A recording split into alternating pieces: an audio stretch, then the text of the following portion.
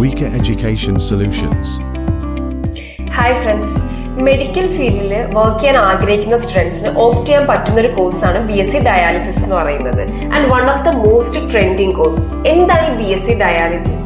ഒരുപാട് പേർക്ക് ഒരു കൺഫ്യൂഷൻ വന്നേക്കാം. It is an artificial process of removing trash and undesirable water from the blood. ഈ ഒരു പ്രോസസ്സിനെയാണ് നമ്മൾ ഡയാലിസിസ് എന്ന് പറയുന്നത്.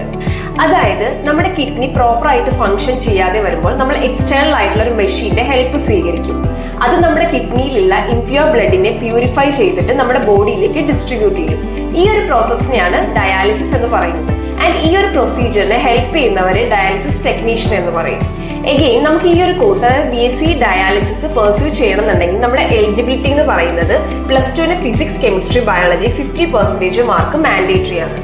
ഇതിന്റെ കോഴ്സ് ഡ്യൂറേഷനെ കുറിച്ച് പറയുകയാണെങ്കിൽ 3 ഇയർ കോഴ്സ് +1 ഇയർ ഇന്റേൺഷിപ്പ് ആണ്.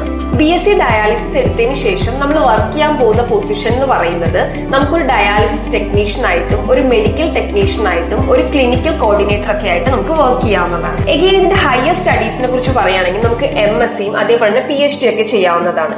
എബ്രോഡ് വളരെയധികം സ്കോപ്പുള്ള ഒരു കോഴ്സാണ് BSc ഡയാലിസിസ് എന്ന് പറയുന്നത്. BSc ഡയാലിസിസ് എടുത്തതിന് ശേഷം ഇതിന്റെ ഒരു സിലബസ് എന്ന് പറയുന്നത് നമുക്ക് മെയിൻലി ഡീറ്റെയിൽഡ് ആയിട്ട് പഠിക്കാനുണ്ടാവുക general anatomy, physiology, microbiology, biochemistry, basis of dialysis, അതായത് അപ്ലൈഡ് ഡയാലിസിസ്, അതേപോലെ തന്നെ അഡ്വാൻസ്ഡ് ഡയാലിസിസ്. ഇതൊക്കെ ആയിരിക്കും നമുക്ക് ഡീറ്റെയിൽഡ് ആയിട്ട് പഠിക്കാനുണ്ടാവുക. ഈ ഇൻസൈഡ് കേരള ആണെങ്കിൽ നമുക്ക് LBS ത്രൂ ആയിരിക്കും അഡ്മിഷൻ നടക്കുക. ഔട്ട്സൈഡ് കേരള അതായത് തമിഴ്നാട്, കർണാടകയിലൊക്കെ സീറ്റ്സ് ഒക്കെ ഒരുപാട് അവൈലബിൾ ആണ്. സോ ഈ BSc ഡയാലിസിസ് റിലേറ്റഡ് അഡ്മിഷന്റെ കാര്യത്തിൽ എന്തെങ്കിലും നിങ്ങൾക്ക് ഡൗട്ട്സ് ഉണ്ടെങ്കിൽ കോൺടാക്ട് വിക എഡ്യൂക്കേഷൻ.